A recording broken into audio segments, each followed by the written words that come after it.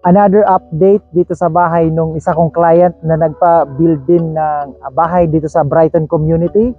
Tara, samahan niyo ako.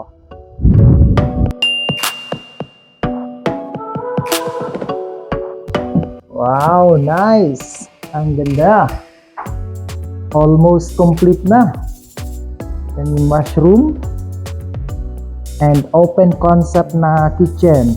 Ganda ng cabinetry. And naka-quartz counter sila. Oh, nice. Ganda tong black faucet. Nag-match siya sa cabinet. Naka-carpet na yung stairs niya.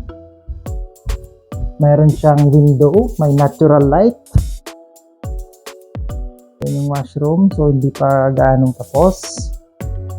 3 bedrooms tong sa taas. Ito yung first bedroom, second bedroom, and then yung laundry. Ganda yung laundry niya, ang laki. And then punta na tayo dito sa master's bedroom. Ayun, no? Wow! Ang laki ng windows, ang daming windows. And then meron silang walk-in closet. Yun, no? Sana all may walk-in closet. And then washroom. So yun, ganda ng washroom niya. Hindi pa tapos.